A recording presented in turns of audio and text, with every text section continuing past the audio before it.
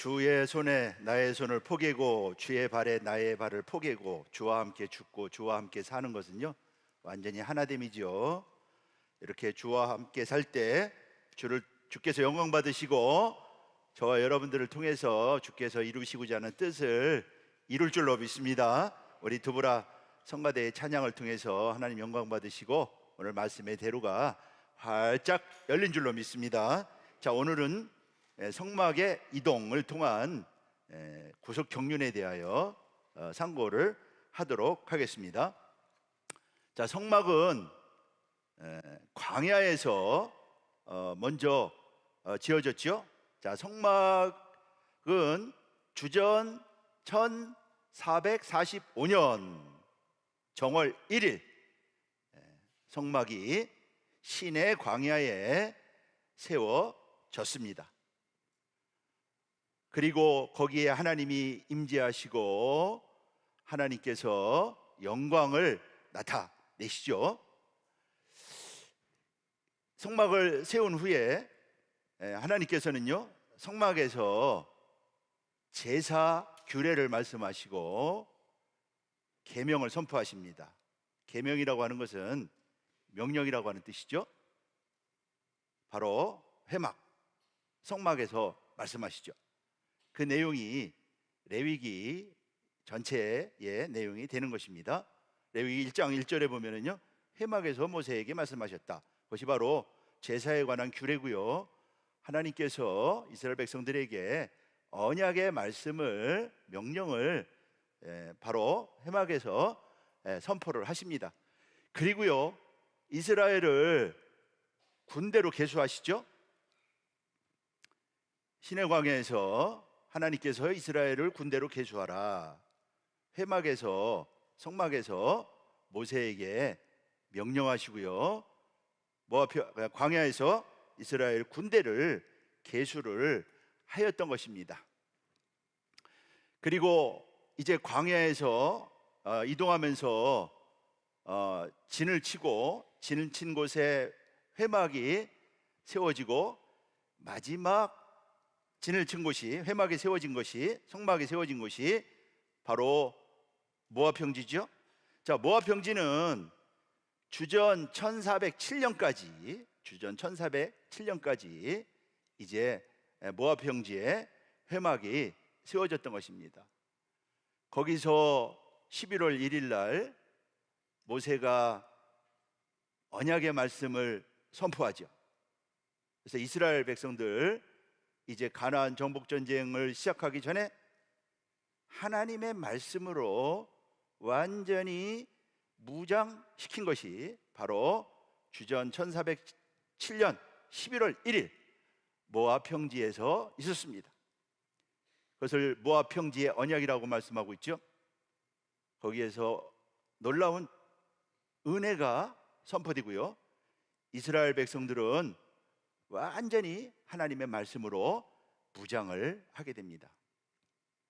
그리고 거기에서 다시 이스라엘 백성들을 하나님의 군대로 다시 계수하게 되죠. 그래서 39년 동안 광야에서 39년 동안 이동하면서 진은 친 곳에 성막이 세워졌던 것입니다. 그래서 그 세막이 세워진 곳은요, 모두 이스라엘 백성들이 진을 친 곳은 하나님께서 다 지정하신 곳이고 하나님께서 명령하신 곳이었다고 하는 것이죠.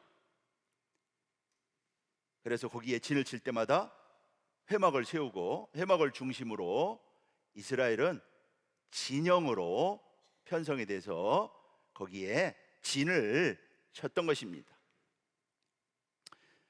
자, 그래서 제일 먼저 회막을 세운 것은요, 시내 광야지요. 그리고 첫 번째로 이제 회막이 세워진 것은요, 기브롯 핫다 아와, 여기에 회막이 세워지고요. 그리고 쭉 광야에서 이동하면서 광야에서 마지막으로 회막이 세워진 것이 바로 모압 평지였다.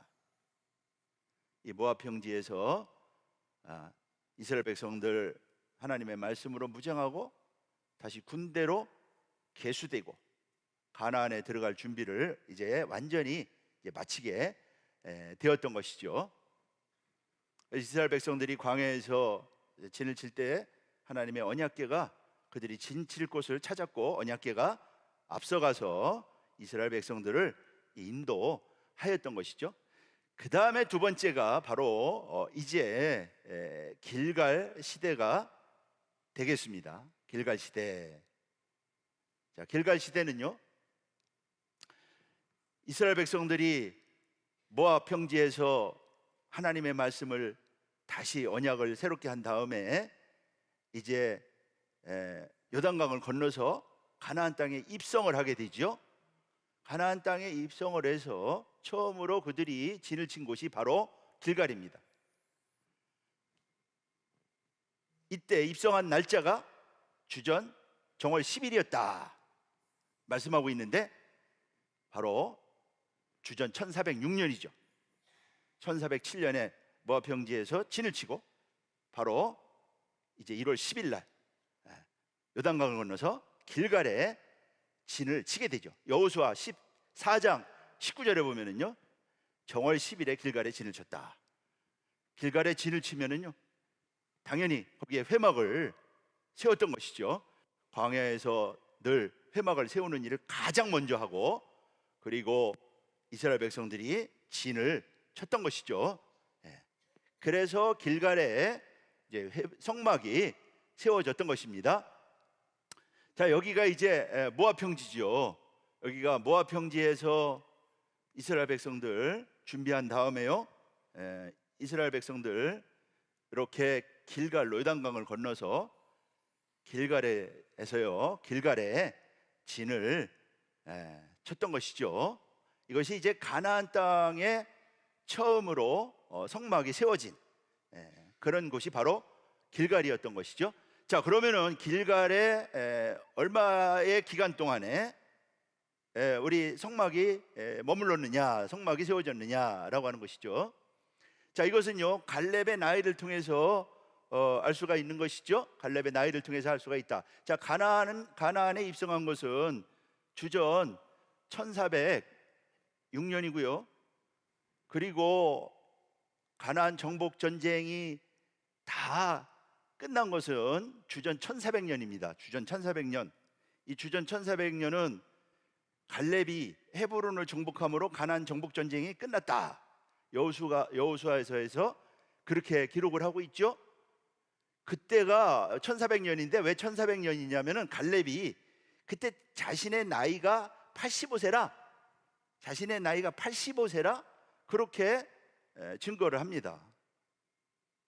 이 85세 그러면은 갈렙이 또 자기가 40세 때에 정탐 보고를 했다 그렇게 말씀하고 있죠. 정탐 보고할 때 주전 1445년입니다. 그렇기 때문에 이 갈렙이 85세에 가나안 정복 전쟁을 마친 해는 1400년이다. 1400년. 그렇기 때문에 이스라엘 백성들이 가나안에 입성한 건 1406년이고, 그래서 길갈에 하나님의 성막이 머물렀던 기간은 바로 1400년서부터 1406년까지, 주전이니까 까지 6년 동안 길갈에 성막이 머물렀다고 하는 것을 우리는 성경을 통해서 알 수가 있는 것입니다. 그래서 6년 동안 길갈에 하나님의 성막이 머물렀고요. 그러다가 정복전쟁이 마친 다음에 이제 가나안의 중심지, 길갈은 요단강 건너서 그쪽에 있잖아요. 그러니까 가나안의 중심지로 이동을 하는데 거기가 바로 실로였던 것입니다. 실로.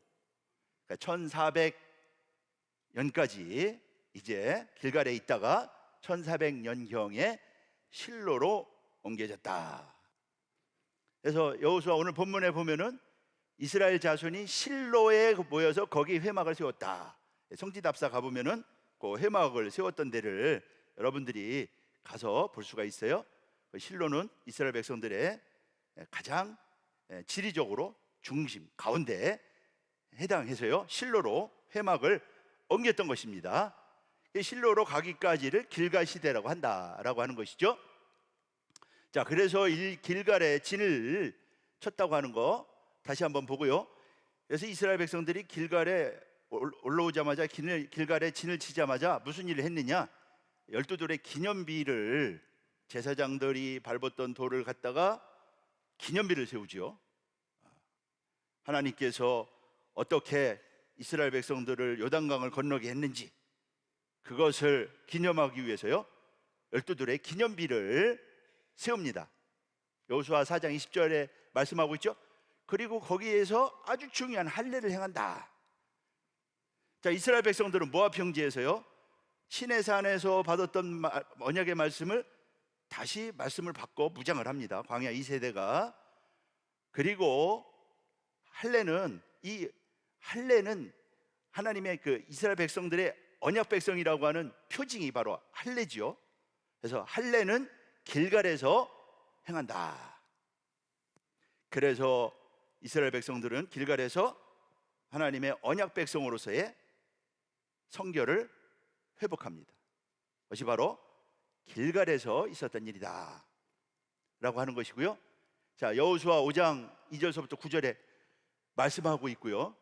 그리고 여기서 이스라엘 백성들 가나안 땅에 상륙하자마자 유월절을 지킨다. 그래서 첫 유월절을 지키죠. 유월절은 처음으로 시내 광야에서 지켰고요. 그리고 이스라엘 백성들은 이 유월절을 어디서 지키느냐?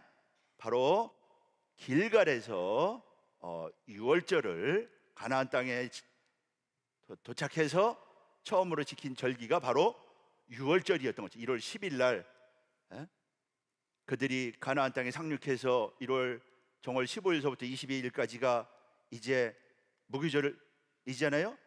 그러니까 15일 날 유월절, 그래서 유월절을 지켰다. 그래서 그리고 유월절 이튿날 그 땅 소산을 먹고 이제 만나가 그친 곳도 바로 길갈이었다고 여호수아 5장 말씀을 통해서 우리가 알 수가 있는 것이죠. 그래서 이 성막이 이제 실로로 옮겨지기까지 길갈에 6년 동안 있으면서요, 길갈은 가나안 정복 전쟁의 교두보. 그래서 성막은 정복 전쟁의 본영, 가나안 정복 전쟁의 본영 역할을 한 것이 바로 성막이었던 것이죠. 그래서 길갈에서 나가서 가나안 땅을 남북으로 다 정복하고 점령하고, 그리고 이스라엘 백성들 다시 하나님의 성막이 있는 길갈로 돌아오고, 이렇게 그런 역사가 일어나게 되는 것이죠. 그래서 가나안 정복 전쟁의 본영, 그것이 바로 성막이 바로 길갈에 진을 모셔졌다라고 하는 것입니다. 그 다음에 세 번째가 이제 실로 시대죠. 실로 시대. 자, 실로 시대. 자, 이제 실로는요, 가나안 정복 전쟁이 모두 끝난 다음에 성막이 실로로 옮겨지는데, 그때가 바로 1400년 경이라고 하는 것이죠. 자, 여호수아 18장 1절 말씀 보면은 정복 전쟁이 끝난 다음에 이스라엘 백성들이 실로에 거기에 회막을 세웠다, 성막을 세웠다, 그렇게 말씀하고 있는 것이죠. 자, 이래서 이제 실로 시대가 열립니다. 자, 실로는 여기가 이제 길갈 요단강을 건너자마자 이제 여리고 근처에 있는 것이 바로 길갈이고요. 그리고 여기서 이제 가나안 땅의 가장 배꼽에 해당하는, 중심지에 해당하는 실로로 이제 하나님의 성막을, 회막을 실로에 세웠다라고 말씀하고 있죠. 그래서 실로에 언제까지 있느냐? 실로에요, 주전 1102년인데 1102년까지 실로에 있었다. 이 1102년이 바로 아벡 전투가 있었던 해지요. 그래서 언약궤를 빼앗김으로 이 성막은 회막은 다시 이제 실로에서 옮겨가게 됩니다. 그래서 1400년서부터 1102년까지 약 298년 동안 성막은 실로에 있었고요. 이것이 바로 실로 시대다라고 말할 수가 있는 것이죠. 자, 그래서 이제 1102년은 바로 이제 아벡 전투에서 이스라엘 백성들이 언약궤를 빼앗긴 다음에 이제 이 회막은 이제 노브로 옮겨지게 되는데, 노브로 옮겨지기 전까지가 바로 실로 시대라고 하는 것이죠. 그래서 실로에서는 정복 전쟁을 마치고요, 가나안 땅을 분배하는 일이 있었다. 가나안 땅을 분배할 때 실로 회막에 모여가지고 가나안 땅을 분배를 하게 되지요. 그래서 실로에서 땅을 분배하고요, 그리고 나머지 지파들이 이제 그 가나안 땅, 분배받은 가나안 땅을 이제 차지하게 되는 그런 역사가 있었다라고 하는 것이죠. 그때 바로 중심지가 바로 어디였느냐? 실로였고요. 하나님의 성막이 실로에 있었다라고 하는 것입니다. 그래서 실로에 대한 기록은 이제 우리가 사사기, 사무엘상이라든가 사사기를 통해서 이제 확인할 수가 있는 것이죠. 여호와의 절기를 이제 실로에서 지켰다. 사사기 21장 19절 말씀 보면 알 수가 있고요. 그리고 엘리가 제사장일 때 하나님의 집이 실로에 있었다. 사무엘상 1장 3절. 그래서 실로에 가서 하나님께 경배했다. 실로에 성막이 있다고 하는 것을 말씀하고 있고요. 네 번째는 이제 놉시대지요. 놉시대. 네 번째가 바로 놉시대다. 자, 놉시대는 언약궤와 그리고 회막, 성막이 이제 분리되던 시대. 언약궤와 성막이 분리되던 그런 시대가 바로 놉시대인 것이죠. 자, 놉시대는 기간이 어떻게 되느냐? 자, 블레셋에게 언약궤를 빼앗긴 후 성막은요 노브로 옮기게 되죠. 자, 이 언약궤를 빼앗긴 게 아벡 전쟁이라고 그랬죠. 주전 1102년에 해당되는 것입니다. 자, 노베 언약궤가 회막이 있었다라고 하는 것을 어떻게 알 수 있느냐? 다윗이 도망하면서 도피한 곳이 바로 노비였죠. 거기 갔더니 제사장이 있었죠. 아히멜렉 제사장이 다윗에게 진설병을 주고 칼도 주고, 그러니까 진설병을 주었다고 하는 것은요, 거기에 회막이 있었다고 하는 것을 말해주는 것이죠.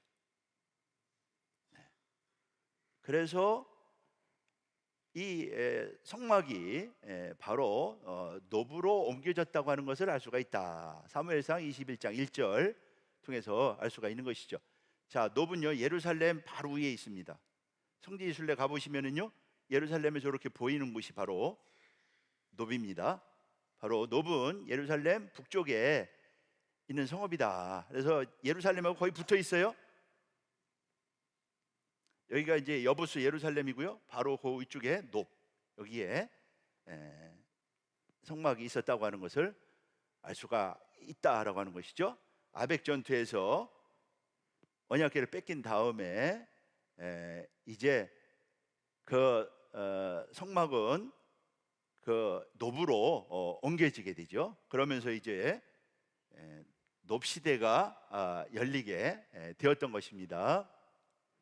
그런데 이제 이 노브로 다윗이 도피하게 되죠. 다윗이 라마 기브와 놉, 세 번째로 도피한 곳이 바로 노비였다. 다윗이 노브로 도피한 이유는 거기에 하나님의 집 회막이 있었기 때문에 다윗은 노브로 도피를 했던 것이죠. 근데 이 노브에 있던 이 회막이 이제 다시 기브온으로 옮겨지는데요. 다시 기브온으로 옮겨지는데 이때가 언제쯤이냐면은요, 약 주전 한 1020년경 된다. 우리가 다윗의 도피 행로를 통해서 다윗이 바로 1020년경 도피를 시작을 하죠. 바로 그때 노브로 도피를 하는데, 이때 노베에 있는 제사장들이 다윗을 도왔다고 해서 사울이 제사장들을 다 죽이죠. 몇 명이나 죽이느냐면요, 제사장 85명을 죽이는 참극이 벌어집니다.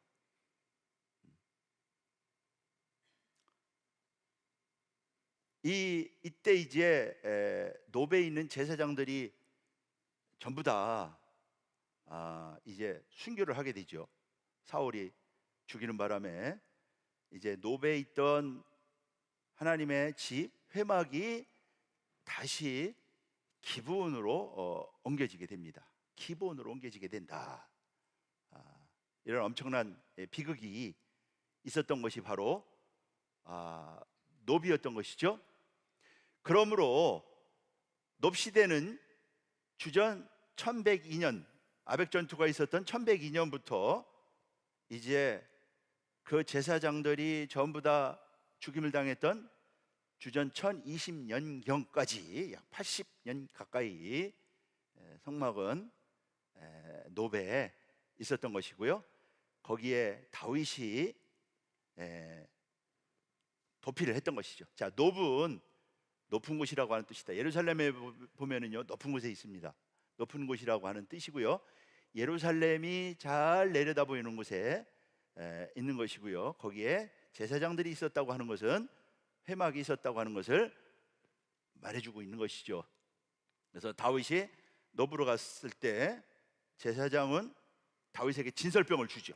또 주님께서도 다윗이 진설병을 먹은 것에 대하여 말씀을 하십니다.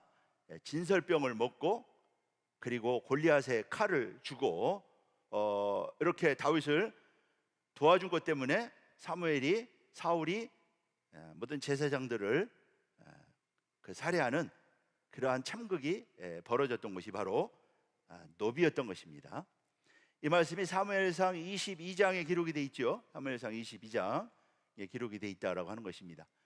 그래서 노브는 기능을 상실하고 그 성막이 이제 기브온으로 옮겨진다라고 하는 것입니다. 그러면서요, 기브온 시대가 열린다. 그래서 기브온 시대는요, 기브온 산당이라고 불렀습니다. 기브온 산당, 기브온 산당 시대. 그래서 자, 기브온은 어디냐면은 기브온은 성경에 이제 여호수아 정복 전쟁에도 나오죠. 기브온, 큰 도성이었고요. 자, 여기는 히위 족속들이 살던 곳이다. 가나안의 4대 성읍 중에 하나였고요. 예루살렘에서 8km 떨어진 지점에 있다. 그래서 기브온은 바로 여기 노베에서 이제 기브온으로, 예루살렘에서 약 8km 정도 떨어진 곳에 있는 것이 바로 기브온이었던 것입니다. 자, 기브온에는 얼마 동안 머물러 있었느냐? 솔로몬 성전이 건축되기까지. 솔로몬 성전 건축이 준공이 주전 959년이죠. 그래서 1120년부터 959년까지 이제 기브온 시대가 되는 것입니다. 자, 이 기브온에서 어떠한 역사가 있었느냐? 기브온은요, 주전 959년까지 기브온에서 하나님의 집이 기브온에 있었는데, 이때 솔로몬이 왕이 되고, 그러니까 다윗 시대에 다 기브온에 있었던 것이죠. 다윗 시대에. 그리고 솔로몬이 왕이 된 다음에 성전 건축을 하는데, 성전 건축하기 전에 솔로몬은요, 기브온에 나아가서 일천번제를 드리죠. 일천번제를 드린 곳이 바로 어디였느냐면요, 기브온의 산당이었고요. 그 솔로몬의 일천번제를 하나님이 흠양하셨습니다. 그리고 솔로몬에게 응답하시죠? 꿈에 나타나십니다.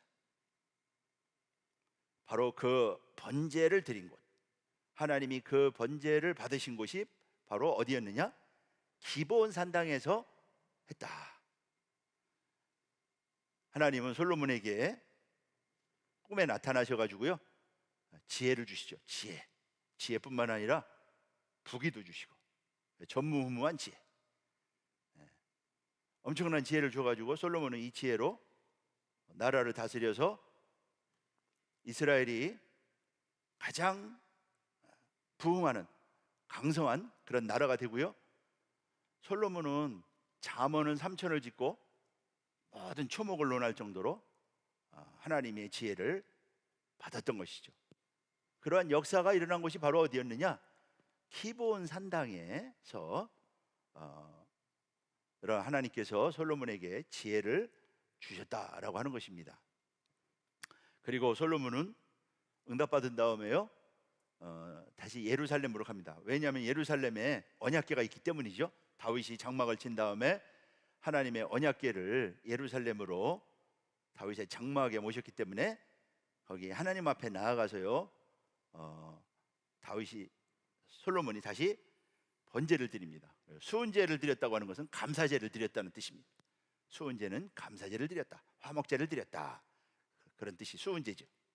그래서 다시 하나님 앞에 번제를 드려서 하나님이 기쁘게 받으셨다. 자, 여기 이제 기브온에서 제사를 드리고 다시 이제 예루살렘으로 가서 다윗의 장막 앞에 있는 하나님의 언약궤 앞에 나가서 제사를 드렸다라고 하는 것이고요. 자, 여기서 우리가 이 기브온 산당 시대는 언약궤와 그리고 하나님의 집 회막이 분리되던 시대, 물론 이제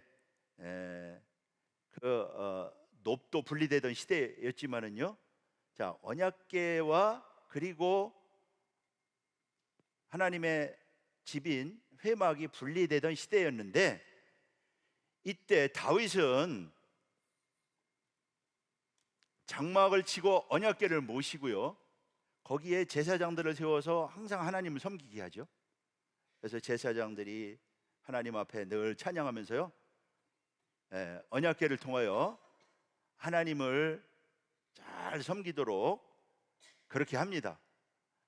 뿐만 아니라 기브온에 있는 성막, 회막의 관리도 결코 소홀히 하지 않았다. 그래서 제사장을 임명을 해가지고요, 관리하게 하죠.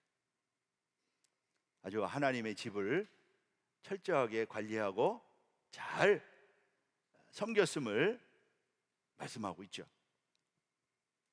이 언약궤는요, 하나님의 말씀을 가리키죠. 말씀.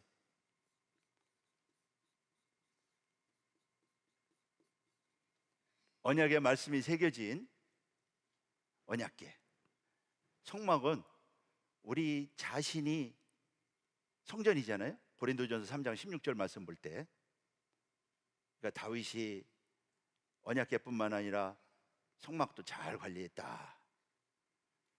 내가 믿고 내가 모시고 있는 하나님의 말씀, 내 마음에 새겨진 언약의 말씀, 또 우리의 몸이 성전이라고 그랬죠. 내가 하나님의 말씀대로 믿고 행하고 하나님 앞에 잘 섬기고 헌신하고 충성할 때, 그것이 바로 언약궤를 잘 관리하는 거나 마찬가지죠. 뿐만 아니라 하나님의 성전된 우리 몸 또 잘 관리하는 것, 그것이 아주 중요하다 말씀하고 있는 것이죠. 교회가 바로 하나님이 계신 하나님의 집이죠. 사실 회막이에요.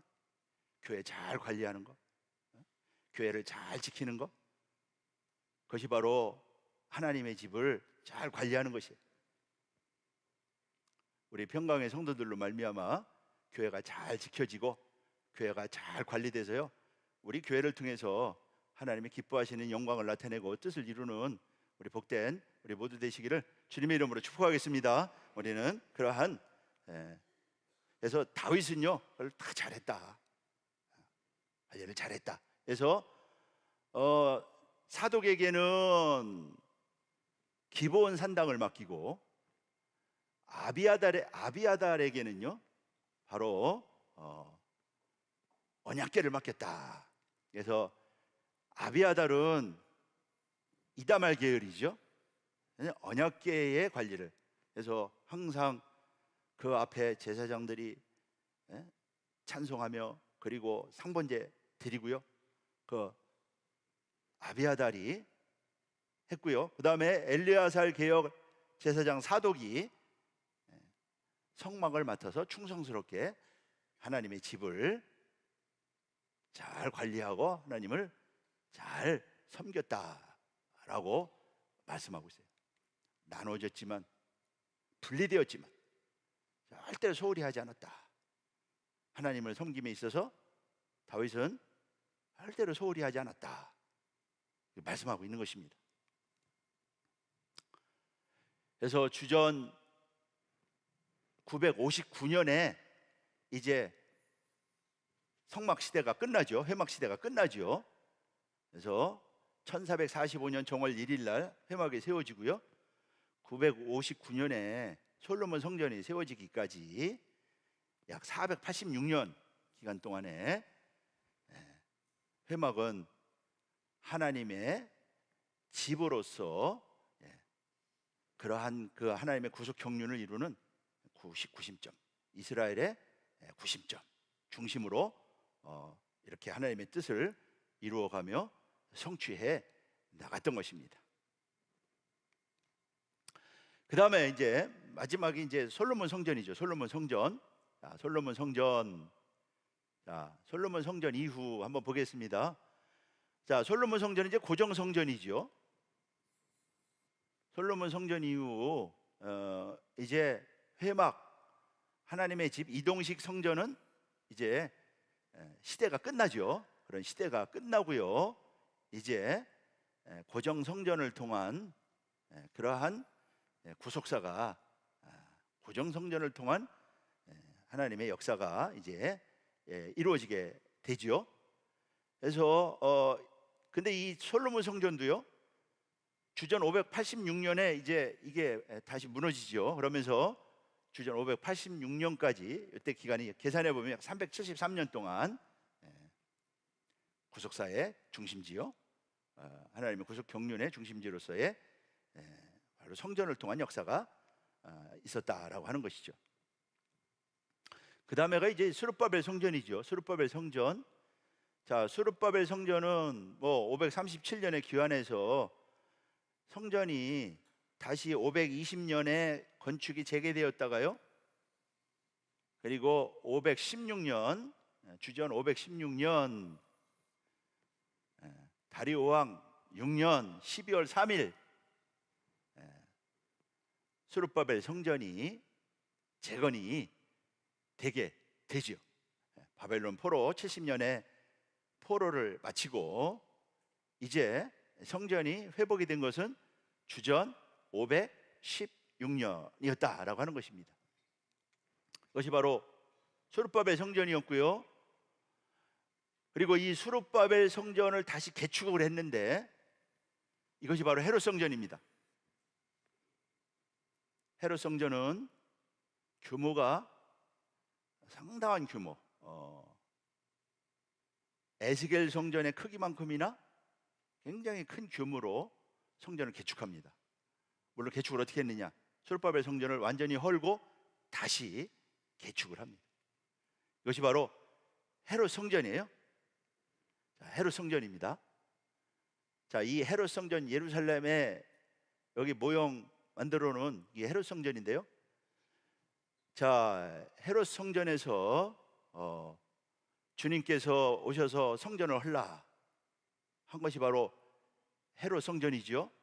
내가 사흘 동안에 일으키겠다. 헤롯 성전에서 수전절에 말씀 선포하시고 헤롯 성전에서 고난주간에 말씀을 선포하시고 제사장들과 변론하신 것 바로 성전이었습니다. 그 성전이요, 헤롯 성전이었습니다. 그리고 예수님 부활 후에 제자들이 말씀 받아서 베드로가 처음으로 설교한 것도 바로 헤롯 성전입니다.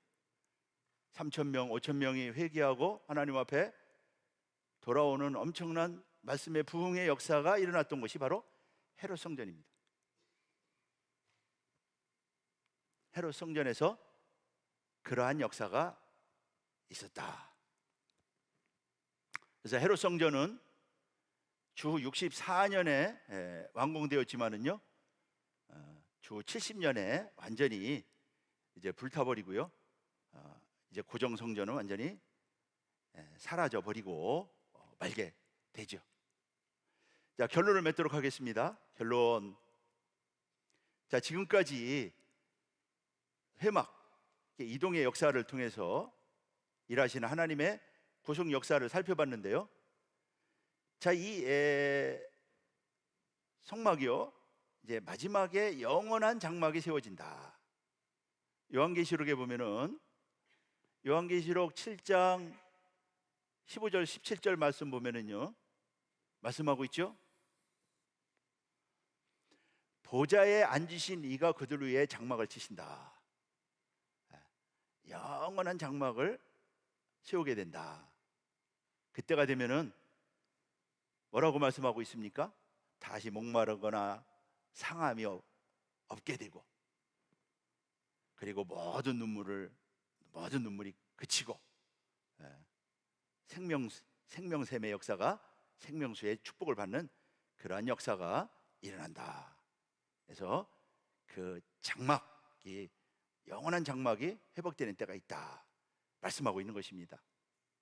사랑하는 여러분, 우리는요, 마침내 이 장막에 참여하는, 이 장막 앞에 나아가는 우리 복된 우리 모두가 되시기를 주님의 이름으로 축복하겠습니다. 우리가 이러한 장막 앞에 나가기 위해서는 어떻게 해야 될까요? 우리의 보이는 장막, 우리 자신이 하나님의 성전이라고 그랬죠? 온전하게 잘 보존해야 되겠죠. 영과 혼과 육이 흠없이 보존되어야 된다.